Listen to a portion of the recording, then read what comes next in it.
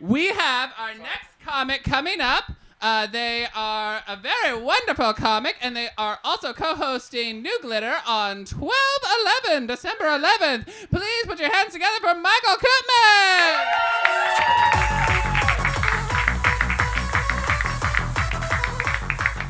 Hello. So when I think of raves, I think of myself in high school because I graduated in the year 2000. So we were like peak rave culture in high school, except for I was in La Grande, which is a small town in Eastern Oregon. So we didn't have raves. I didn't know what raves were, but I did know that the Emporium had a rave section that was just the most beautiful clothes. So I was obsessed with it. So I wore this tonight because this is actually a shirt that I wore in high school. I've saved it. It's been 25 years. Thank you. And just as like an added treat, I wanted to prove to you that this was my high school picture because I wore it for my freshman year yearbook photo right here. There I am. So butch. So butch. Yeah. Yeah, this is me freshman year. I dyed my hair red. I think I did it for attention. So yeah, this was me. This was when I was still in the closet. But I'm like, was I? I mean, could I be? I don't even know. I would, if someone asked me if I was gay, I was very convincing because I'd be like, no. What? I'm not gay. That's crazy. No, I like love boobs, like so much. Like I love it when they're like in my hand, like on my face. Like, don't you? Isn't that's like so cool? Yeah, so convincing. It was like I was in the closet, but the door was wide open. Like I was in there, but like everyone saw me in it. So this is also when I was in West Side Story. I was cast as Chino. The part of Chino.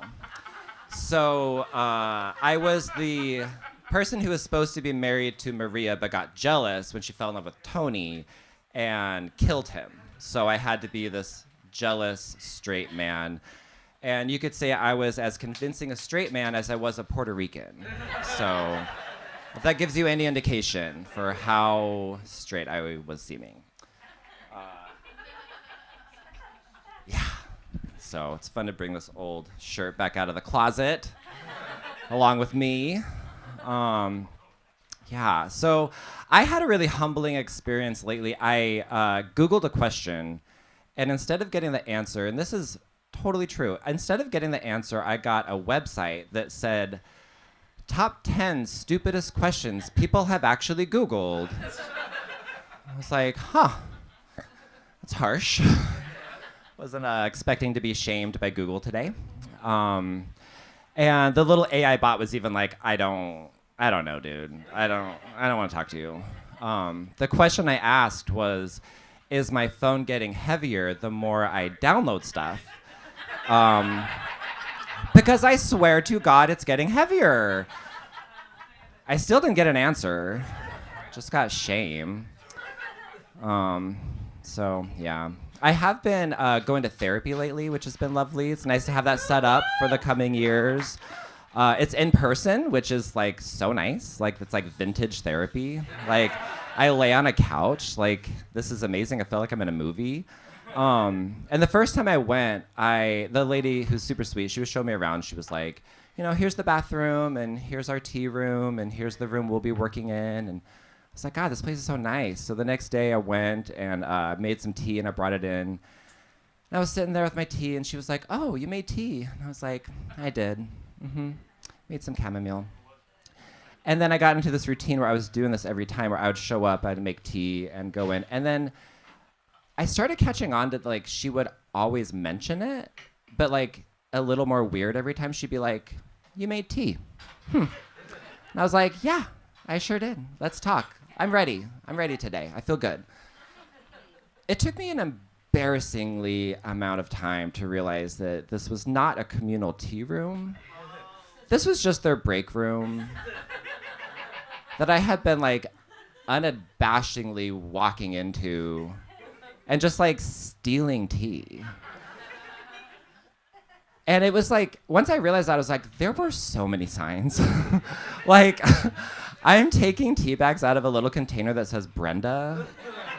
And like, taking a mug off of like a drying rack that like someone probably brought from home. It probably said like world's best therapist. And I'm just like, And they probably couldn't say anything because they were like, this guy's crazy.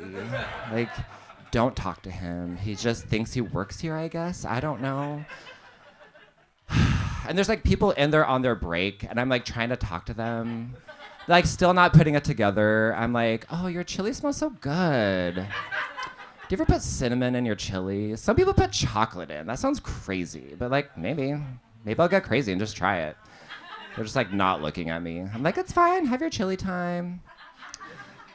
So once I put it together, I was like, I don't know what to do. Like, I can't not keep making tea because then I have to admit that I'm wrong. And like, that's way too embarrassing. So I think my plan going forward is just never go back. I think that's all I can do. Therapy's not going well, you could say.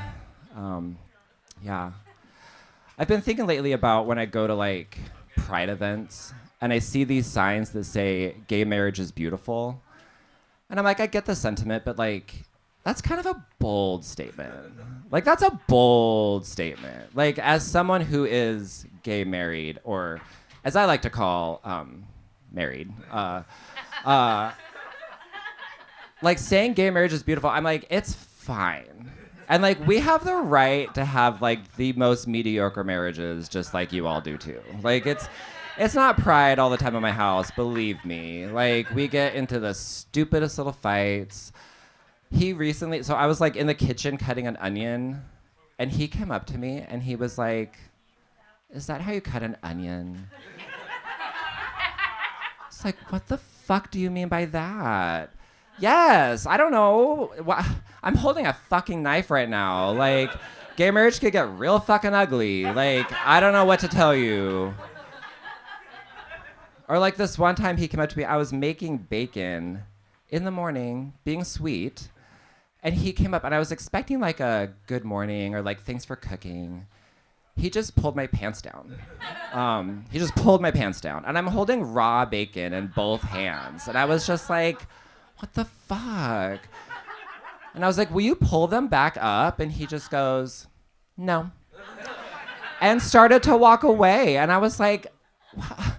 So I did all that I could do, which I had my raw bacon and I just slapped him across the face with raw bacon, and it like smeared like cold bacon grease over his glasses. It was so satisfying.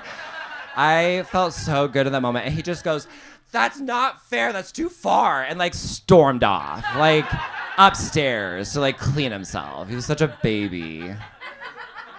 I was like, I think I just won.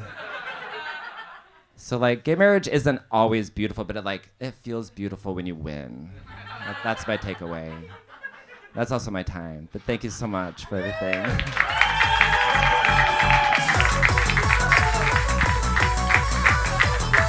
Keep it going for Michael Koopman, everybody.